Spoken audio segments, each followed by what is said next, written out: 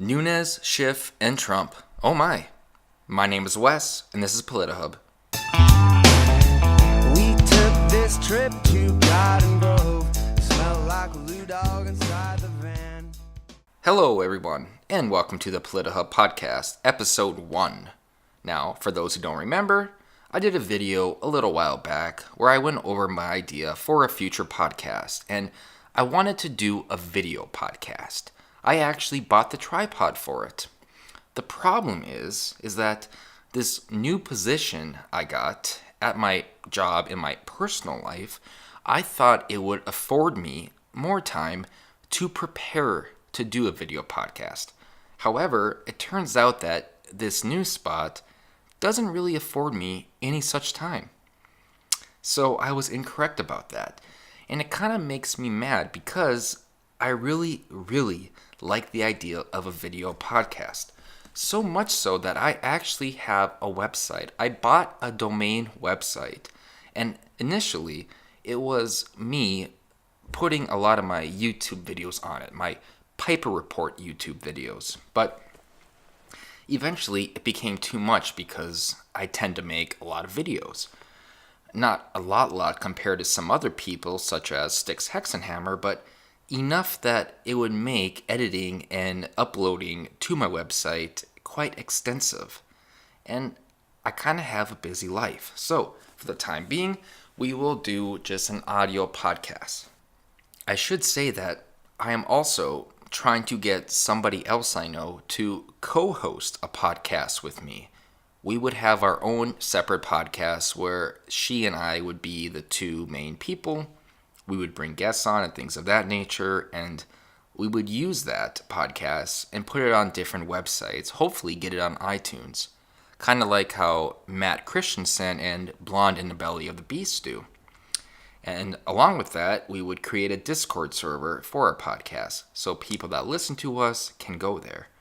I am still waiting on an answer for that, but I do hope that that does go through because that would be really fun to do. But until then, I'm still going to try to initiate more podcast material, and I hope it is aesthetically pleasing for everybody because it is something I am really looking forward to. So this episode 1, I should say that this disquisition, for lack of a better phrase, is unscripted. I am not really prepared at all. I did not take notes, I did not study up, and I promise in the future I will do that a lot more. So this is kind of off the cuff, and there's two reasons why I'm doing it off the cuff. First off, I really want to get the podcast started. It's something I've been waiting for a while to do. I just want to get it going. And two, I want to practice my monologues. I want to be able to discuss things in such a way where I can go over a wide variety of topics and keep people interested. In the perfect world, I would be able to sit here and talk for a half hour to an hour or so without any notes at all. But I understand that the more you prepare and the more you organize, the more interesting the podcast will be and the more people will jump on it and they will want to watch and listen to it. Since this is an audio podcast, I will probably put like a slideshow material. So when I discuss things on here, I will probably do some pictures so you kind of know what I am talking about a little bit. This episode 1, it's just kind of me doing a random disquisition, going over some of the big topics that have been happening recently. So again, I hope you enjoy it, and I really hope the other person that I am trying to create a podcast with and a Discord server with, I really hope she says yes, because I think it'll be really interesting. But anyways, enough about this whole logistics. Let's discuss some of the big news that is happening today, or rather, this week. Recently, I'm sure many of you read, if not read, at least heard about the Nunes memo. And the Nunes memo came out, I think, a week and a half ago. And basically what it did is it delineated for the American people how members of our government, deep state officials in the FBI and the DOJ, were using government intelligence services to basically deny Donald Trump from becoming president. And by extension, denying all of those who voted for Trump the right to see their candidate that they voted for be elected into office. This is synonymous with treason, and I do not say that lightly. I mean that in all seriousness. This is Watergate on steroids, because when you try to affect an election, when you, in essence, take away the rights of millions of people, over 50 million people voted for Donald Trump. When you take those rights away from those people, you are, in fact, creating a crime against the people of this country. And it is the people of this country that make up the country. The genetic makeup of a country is defined by the people that inhabit it. So it is, in essence, an attack on the American people. Now, you may have heard that Adam Schiff, who is a huge fan of CNN. Every time you turn on CNN, Adam Schiff is there. Adam Schiff is denouncing Donald Trump. He is denouncing David Nunes. He is saying Trump is treasonous, that Trump is the one that colluded with Russia. Trump is the one that is bad. And you kind of laugh at the guy. You kind of laugh at the desperation that Adam Schiff is trying to basically brainwash the people with. And CNN loves him. They love him because someone like Adam Schiff, who is a House Democrat, he is on the House of Representatives, someone like him calling out the president is a wet dream for them because they love it. They love when anyone in power tries to denounce the president of the United States. Anyways, Adam Schiff, he wrote a memo that it supposedly debunks the Nunes memo. And people are kind of upset about it. They're not upset that Adam Schiff wrote it. They're upset that Donald Trump prevented the memo from being released. They are saying that this substantiates the notion that Donald Trump knows that the Schiff memo will completely debunk the Nunes memo. Well, I don't buy that. And the reason I don't buy that is because Donald Trump said he would allow the memo to be disseminated to the American people. The problem, though, and the reason why he denied the approval for the memo to be released, is because it violates and it basically shows the secrets and the techniques that our intelligence services do. It basically violates national security. It violates the sanctity of national security. You are putting the country at risk when you try to describe the way that our intelligence services react and how they do their operations. So what Donald Trump did, what he said is that, you know what? If you redact certain amount of information, certain aspects of the document, if you redact it and if you remove all of the material that indicates the standard operating procedure of the intelligence services, he would release it. But the left, especially those who hate Trump and corporate media entities like CNN, they're not talking about that. They're talking about that Donald Trump is denying the dissemination because he knows it will destroy the Nunes memo and people will start talking again that Donald Trump colluded with Russia. It's simply not true. And there is also a different way to look at this. It is quite possible, and I tend to agree with this opinion. Now, this is conjecture. This is a theory, but I tend to agree with it that Schiff and other Democrats who wrote the memo, they purposefully added material that would expose the intelligence services, the operating procedures that the intelligence services do. They did that on purpose because they knew that Donald Trump would have no choice but to deny the release. And if he denies the release, then they can spin the narrative. Then they can talk about, well, the only logical explanation of why Donald Trump denied the release is because he knew that the Nunes memo would be debunked. And the whole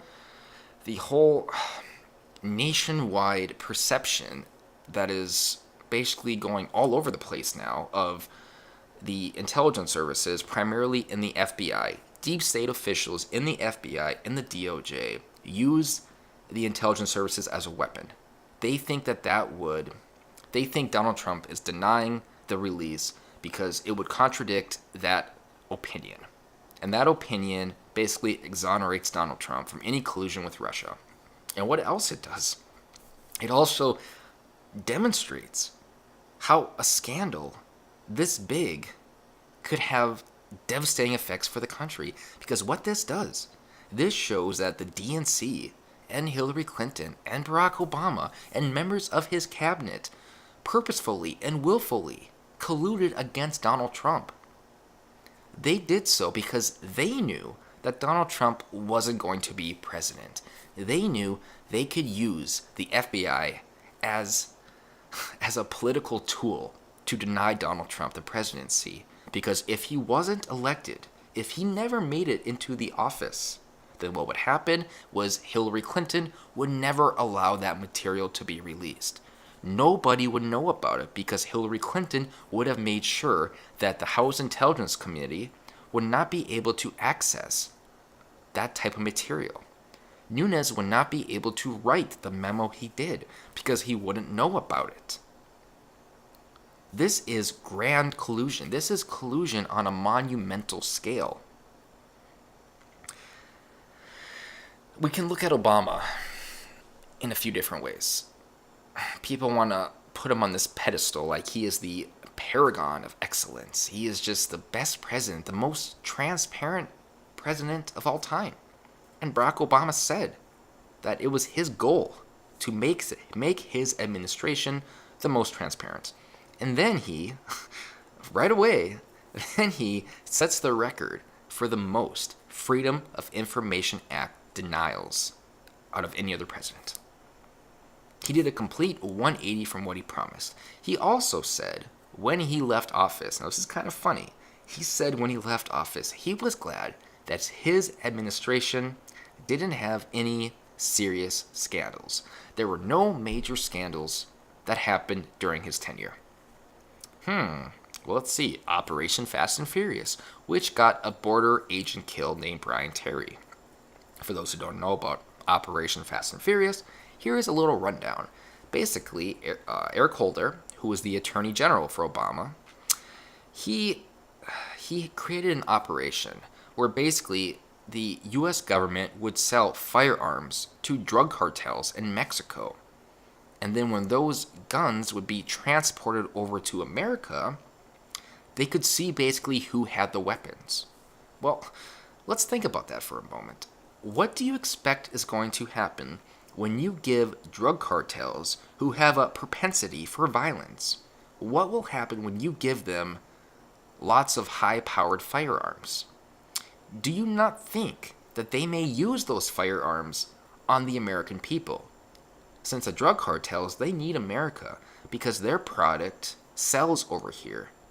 If they only sold their product in Mexico and South America and territory like that, they wouldn't make anything. So they need America. So when you supply them with firearms, you are putting American people in danger. And then Eric Holder lied about it under oath. People are upset that Michael Flynn lied to the FBI that he was charged with perjury, and he deserved it because you cannot lie to Congress. You cannot lie to the FBI. Eric Holder did it, and nobody cared. James Clapper did it over the Edward Snowden leaks. He said that the NSA was not spying on the American people, and that was actually one of the motivating factors why Eric Snowden did what he did. And he should not be looked as a treasonous enemy. He should be praised. What he did as a whistleblower was very significant because what it did, it delineated how the Obama administration and the federal government at the time were violating our constitutional protected rights and liberties. They were spying on us. And of course, the argument, it comes back to the Patriot Act that basically, in order to protect this nation, we need to do things that some people might not like. Well, I side with Ben Franklin on this, and that is those who sacrifice liberty for security deserve neither. Actually, that might be Thomas Jefferson. I think it's Ben Franklin. Pretty sure it's Ben Franklin, but the point stands. Those who sacrifice liberty for security deserve neither. And that's how I feel. That's how I feel. The Patriot Act is unconstitutional. We don't need it. We need to follow the Constitution. But Obama didn't, and many in government don't. Especially people like John McCain.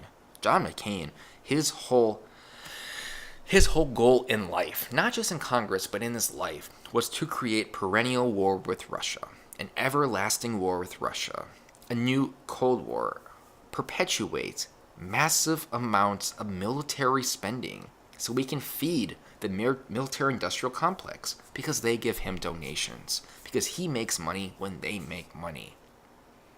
Dwight Eisenhower warned us about the military-industrial complex. And that is one thing that neocons like McCain, they just can't get enough of. They can't get enough of. John McCain would do anything for the U.S. to actually declare war on Russia. He basically already said that the U.S. isn't a Cold War with Russia. He said what the Russians did during the election, trying to hack into our political system, is an act of war. Well, if that's an act of war, then America is just as guilty because we do that all the time. We did that.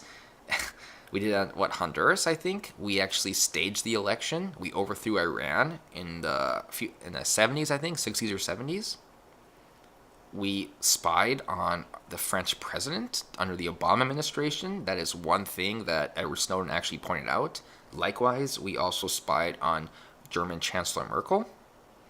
So everything that John McCain thinks Russia is doing, and he says that is an act of war, America itself does it. And to be honest, we probably do it better, since we outspend Russia 10-1 on military. And that is just what we know. Imagine all the funds that we don't know. Imagine all the black operations and all the black funds we use for those operations. Imagine the things we're spending money on. I'm sure John McCain knows. So yeah, when he says this is an act of war, well, we then committed war on everyone, including our allies.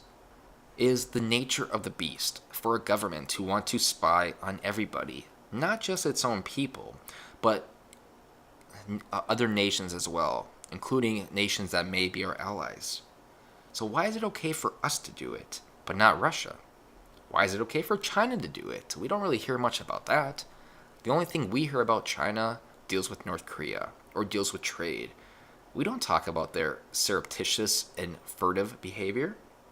We don't talk about how they are hacking just as many people as we are. No, it has to be Russia because Putin is a beacon of dismay.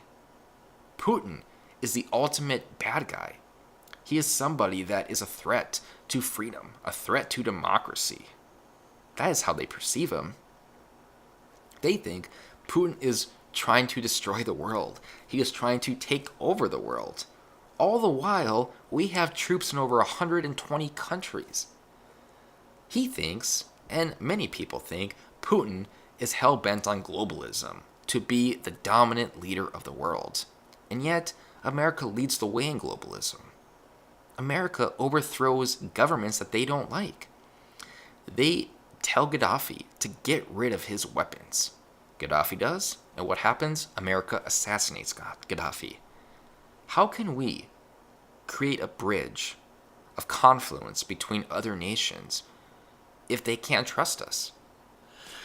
You know, when you tell another nation that, do this and America has your back, do this and you will be our ally, and then they do that and we completely betray them, it's no wonder why there is this resentment toward America.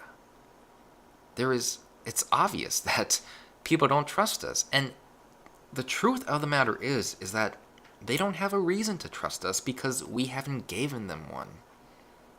We haven't given them a reason. And I completely accept that. I understand that. I can see that. And many other people can see that as well. To be honest, I think we need to get out of foreign affairs altogether. We need to stop spending money on foreign aid. And yes, that includes all foreign aid, including our allies. And I'm talking about Israel as well. every of them, all of our allies, France, Great Britain, just let's take care of our country first. And after we get our people back to work, and after we rebuild our country, then we can go help others. Then we can be altruistic. Until then, it is important that we take care of ourselves first.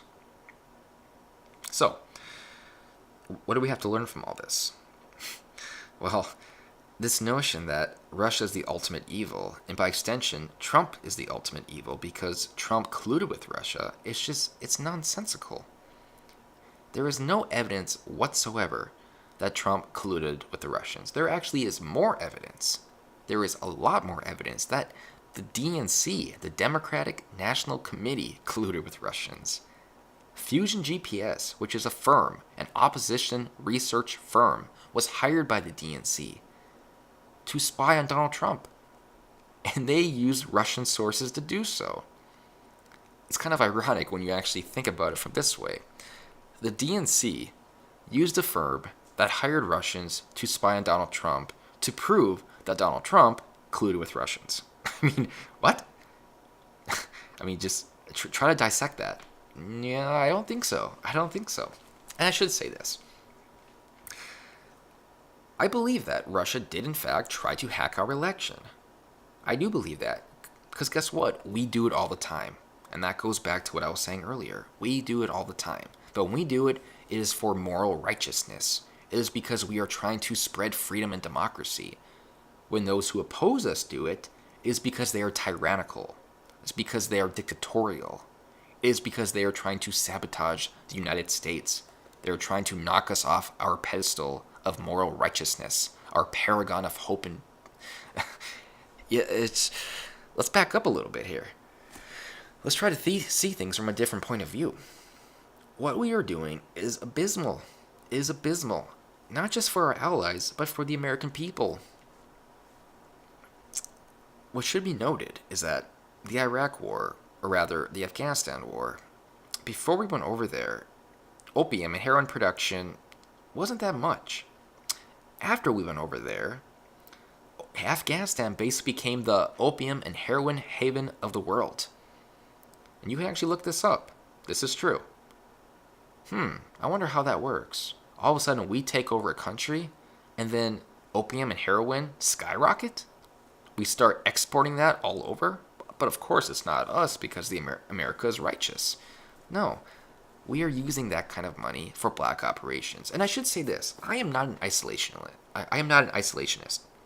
I do not believe that America should be a bunch of pussies and just hang back in the world.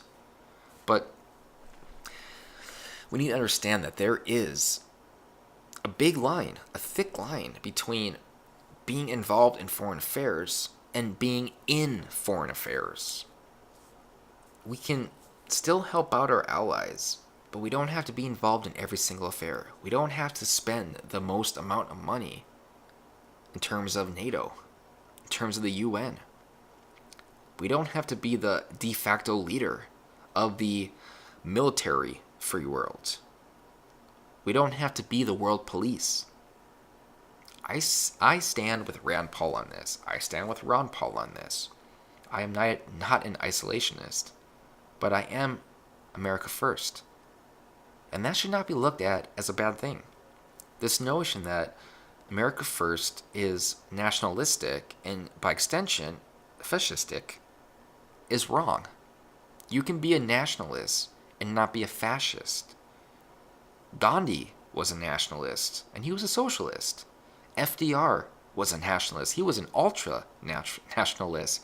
And he was probably the furthest left out of any president. Being a nationalist does not mean you are extreme right-wing. It means that you care about your citizens first. You have a love for your country. You have a sense of patriotism that you want to help out the people of your country before you help out others. And this can transition me to the topic of immigration and what is happening now with the whole immigration deal between the right and the left in Congress, and how it appears, and I think there is evidence to support this, that those in Congress, especially those on the left, like Chuck Schumer and Nancy Pelosi, they care about the rights of illegal immigrants more than American citizens. I don't understand that. I do understand why they want this massive wave of immigration. It's for votes. It is primarily for votes. They want to create voting blocks to help them stay in power. Because as the old saying goes, the first job out of any person elected to office is to basically set themselves up to get reelected for office.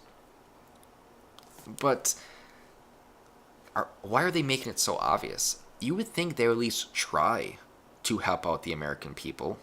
You think they would maybe act like they care about the American people.